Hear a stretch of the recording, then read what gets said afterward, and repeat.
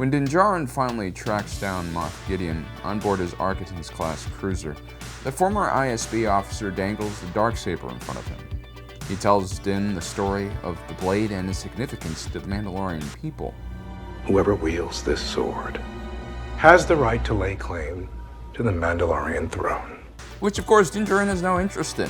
He just wants his baby Gogurt back. Mando Dad is so relieved to see that his little green adopted son is okay that he presents us back to the ever-dangerous owner of Los Pollos Hermanos, who immediately starts slashing at him. You'd think when presented with your opponent's highly armored back, you would aim for the exposed areas of his body, but nope, the former intelligence officer just starts wailing on him as if he doesn't know a lightsaber can't penetrate Beskar. Now Mando and Gideon proceed to have a duel, and even though Mando ends up winning using his Beskar spear, just look at how fast Moff Gideon is able to swing the Darksaber around. It's almost effortless, as it should be.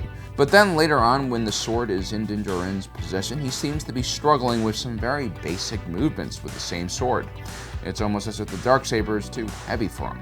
So what exactly is going on here? Why is Moff Gideon able to string together combo moves with the Darksaber, whereas Din Djarin can't even swing it once? That's what we'll be covering in today's video. But before we begin, a word from our sponsor for today, Hero Wars. Hero Wars is a free mobile app game. It's one of the premier party building RPGs available on that platform. Build a powerful team of heroes, upgrade and train them, and equip them with awesome weapons and powerful artifacts. Then mix your heroes and test them out in new configurations and come up with new unbeatable strategies as you battle through the world of Hero Wars. Plus, as you continue to level up, you'll unlock new modes to play like Arena, Tower, Airship, and Outland. And then towards the end game, when you get to even higher levels, you open up co-op missions like adventures. You can also join a guild and do raids with your friends. You can even enter a high-level PvP arena and test out your best squads. Check out Hero Wars for free by tapping on the link in the description below or scan the QR code we've provided for you guys. If you join out, you'll get a super chest which has 5 top heroes, including 1 secret hero, as well as 600 emeralds and 30,000 gold pieces.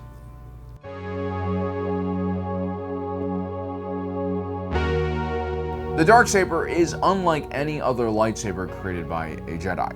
Its hilt was made out of Beskar, and the blade that was emitted was colorless and lightless. You can only see the absence of light in the blade thanks to the white halo of disappearing light that surrounded it.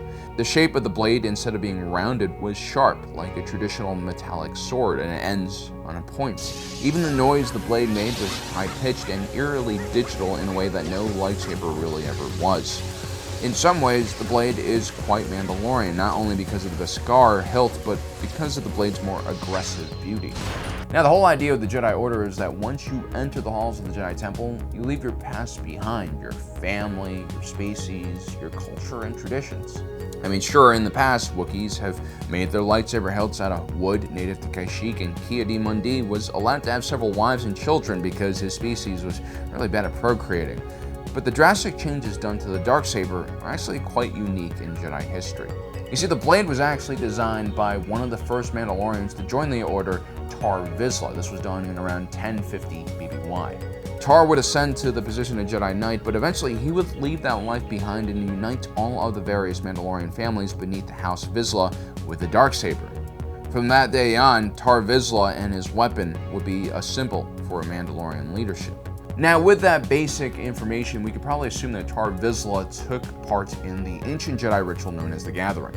This is very much like an initiation trial for Jedi younglings. They must enter a cavern on the planet of Alum and retrieve their first Kyber crystal. While inside the cave, the Kyber crystal will call to these younglings and challenge them to overcome their biggest weakness, whether it's lack of patience, too much confidence, or perhaps fear of the unknown. It's actually not all that different from that trial Luke Skywalker had to go through beneath that creepy old tree and cave on Dagobah. So Tar Vizsla would enter this process and he would be forced to face his own demons. If he succeeds, then a Kyber crystal will select him and see him as worthy. These crystals were composed of both organic and inorganic matter, and actually were believed to be semi-sentient. Force users claim that they create a collective consciousness with the blade when using it at a high level, which means that the wielder and the sword must be on the same page. And so, it would make sense that a lightsaber owned by a Sith, for instance, might not be very compatible with the light side users. Unfortunately, we don't really know that much about Tar Vizsla, aside from the few facts we've mentioned. Generally speaking, though, he is revered by most Mandalorian people, even those who find Clan Vizsla's actions in the last few hundred years to be despicable.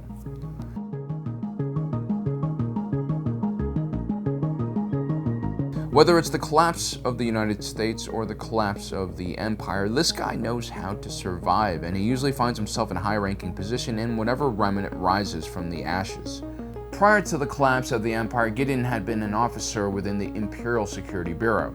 This was not a military organization. Instead, it was sort of like this intelligence gathering agency that also served as the direct action wing of the Commission for the Preservation of the New Order, or COMPNOR. COMPNOR was this massive political government entity that basically was built to support Palpatine alone. It was kind of like the Nazi Party and had all sorts of different subcommittees and groups, including the ISB. The ISB would remain loyal to Palpatine even after his perceived death. They would play a huge role in the Emperor's contingency plan and help roll out Operation Cinder, Palpatine's scorched earth policy. Usually during important military campaigns, ISB officers like Gideon would be deployed alongside the military on their own side support mission. ISB officers, despite not being military, were able to commandeer vehicles, ships, and troops to accomplish their own missions. Moff Gideon personally took part in the Purge of Mandalore. He watched as TIE bombers destroyed the planet's defenses before waves of troopers and droids were sent in on gunships to take out the survivors. Gideon would personally acquire the Darksaber, although we're not sure if he fought Kryze directly to do it. What we do know, however, is that Moff Gideon is partly responsible for the destruction of Mandalore. Just like how Agent Kallus played a big role in destroying the homeworld of the Lasat. We also know that Moff Gideon truly enjoyed the experience and reveled in the conquest of other people. Which honestly is exactly how the Mandalorians would feel if you think about it. Moff Gideon, for all of his cruelty and shortcomings, was a warrior. Sure, he wasn't all that honorable, but a lot of Mandalorians have no honor. I mean, that's what Death Watch basically was. Now, we might not know much about what Tar Vizsla was like, but almost every other Vizsla, from Pre to Tor to Paz, pursued power with a hunger that was worthy of a Sith or an ambitious ISB officer like Gideon. Maybe when Tar Vizsla left the Jedi Order, he didn't leave on good terms. Maybe he had fallen to the dark side, which would explain why his weapon's called the Darksaber. And so the Darksaber recognized Gideon as a leader, a conqueror of its people who wielded power unflinchingly. And remember, he took the Darksaber from Bo-Katan Kryze, who technically was unworthy of the blade because not only did she lose it, it was actually Sabine Wren who had defeated its last owner. Sabine had just given the blade to Bo-Katan because she believed that she was a better leader.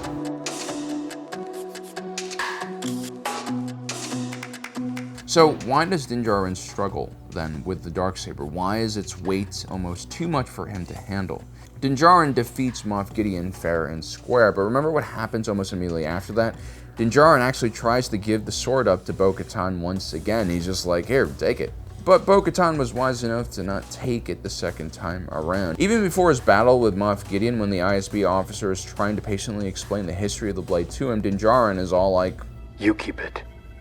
I just want the kid. He's totally acting like the Darksaber can't hear him, but it totally can, and it's probably hurting its kyber crystal feelings. Din Djarin is definitely not an ambitious individual. He doesn't want power or riches. All he really cares about is his connection with Baby Yoda. This makes the Darksaber perceive him as an unworthy individual to hold this sword. Mando, despite being raised in the most hardcore group within the Mandalorians, the Children of the Watch, was still very resistant against the Mandalorian ways. All his friends are non-Mandalorian. He's comfortable with removing his helmet, even in the presence of others, and he even removed his armor before in front of others. These are all big no-nos, and that's probably why the Darksaber didn't choose him. But then again, perhaps the Darksaber is the real reason why the Mandalorians have been suffering all these years. Now, if you think about it, this Darksaber fits naturally in Moff Gideon's hands better than it does in Din Djarin's hands, which is probably why this weapon is a lot of trouble. I would stay away from it. Well, guys, I hope you enjoyed today's episode. Don't forget to subscribe and hit that notification button down below so you don't miss out on the rest of our awesome content. Also, don't forget to check out our sponsor, Hero Wars, if you guys want to play this game. There's more information in the description down below. As usual, my name is Alan, reminding you that my allegiance is to the Republic, to democracy. Wait a minute.